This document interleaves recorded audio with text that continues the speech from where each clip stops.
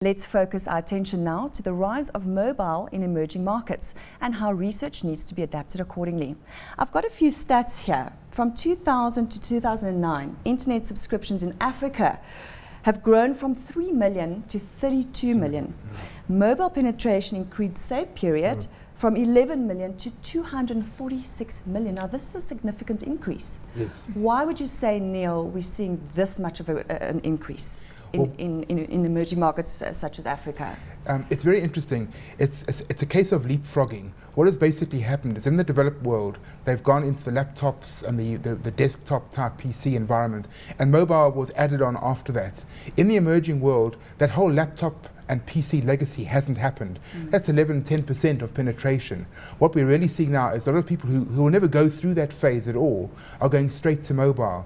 And what we're seeing with mobile, it's changing so quickly technically that the equipment's actually already better than laptops for many people. Yeah. So quite rural people can access prices of rice, for example, in India.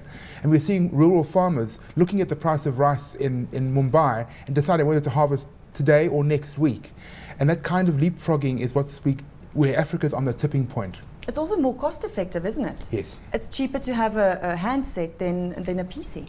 Well, the infrastructure allows you to have handsets everywhere, whereas PC infrastructure is much more limited. Not so much. Do you also think, just looking at South Africa, we've actually been living on a construction site for the last 3 years. So getting to work and whatever the case may be is really a challenge. So now we can work remotely. With our mobile. I mean, certainly whether it's your home life or your work life, it's all being affected by the mobility and the ability to access the internet and do so much more on the web via your phone. I think that's really going to change life as we know it. I mean, the World Cup is really interesting for that point as well. I mean, we've seen what the kind of infrastructure that MTN's put in place and how they've leveraged their sponsorship of the World Cup around that. And I don't think it's too far away. We're seeing 3D, for example, and I don't think it's too far away for us to start seeing mobile football and to be able to watch an almost live repeat of Teko Madise's goal on our handset. And I think those are the kind of things that are going to change the way we interact with content. And that's got major implications then on the research and the marketing side.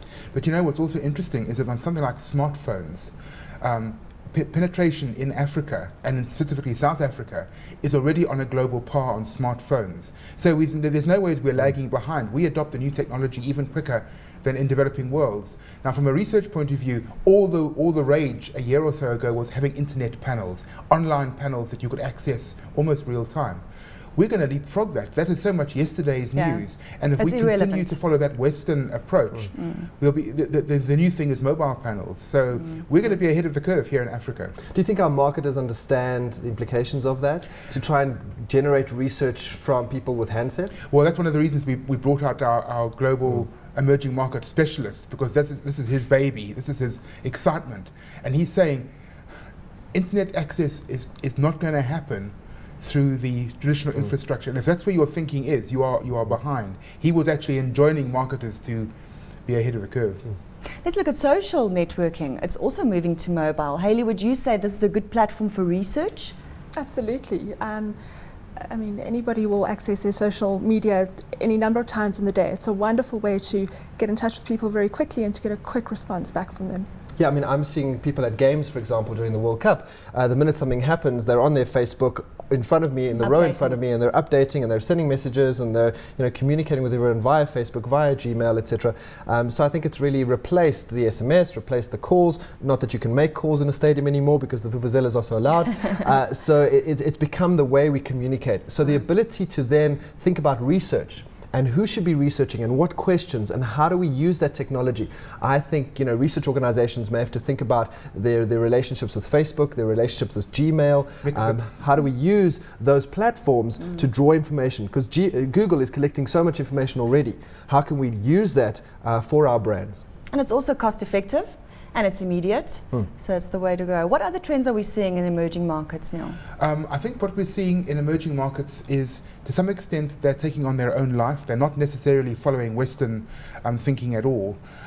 Mobile is definitely a part of that. We're seeing the influx of really good quality phones from China at significantly lower cost, which is having a massive effect on driving this revolution. And I think also in Africa we're seeing our youngsters taking on things like Mixit to a greater extent because they don't have access to the infrastructure and they do have access to mobile. And so we really see that having a big effect on how they think about finances. So for example, financial markets are going to change and financial access via mobile is going to become one of the big things in Africa, and it's going to outstrip the Western world very quickly. Yeah, thanks, Neil.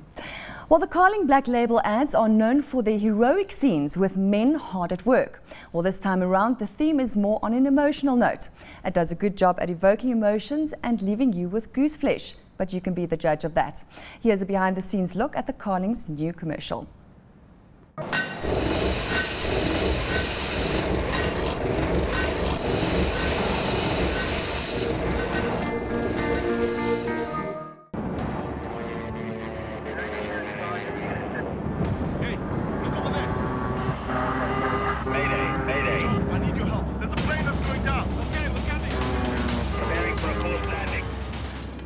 4 years, Carling Black Label commercials have portrayed muscular men working in steelwork factories or building railway tracks, stadiums and even a makeshift runway.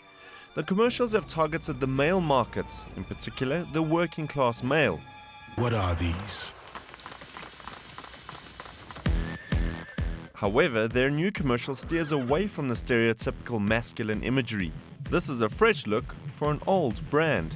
I think the bigger intention was to kind of to move away from the worker, from the person that had always been perceived as being a dam buster or a fireman, and to kind of get a different individual, a different kind of person that you want to associate with Carling.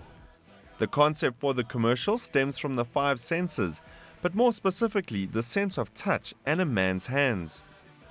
Well, I think hands was a way of kind of like examining a person's personality. I mean, it was one of his senses, and you could have explored it through his eyes, his taste, any one of his senses. You know, we just chose to sort of like look at a man's qualities through what his hands have achieved for him. I think we try to make it a little bit more unique, to give it its own identity, its own look. You know, that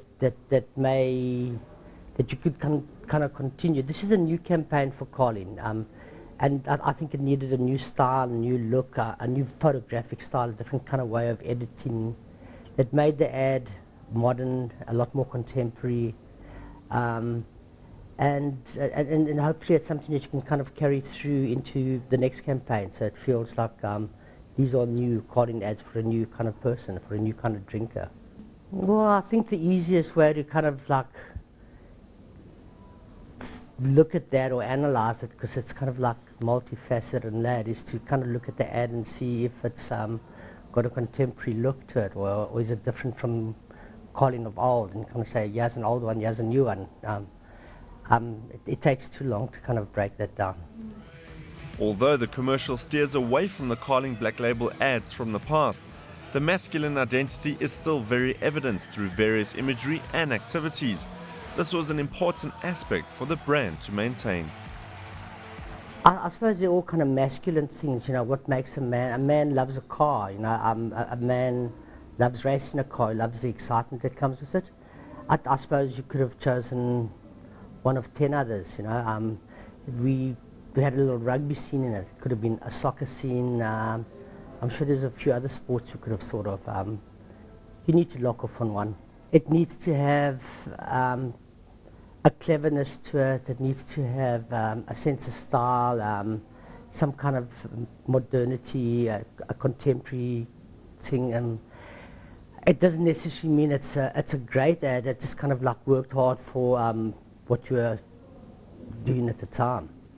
You know, not every ad can be an award winner, but it certainly can do a big job of work. You know, the award winners always tend to be a little bit more quirky, unusual, and abstract, and maybe they don't always work for a big brand. You know, if you can combine the two, it's great. But you know, I think there's ads that are kind of like award winners, and ads that just need to do a big job of work and kind of move a big kind of product or corporation kind of ahead.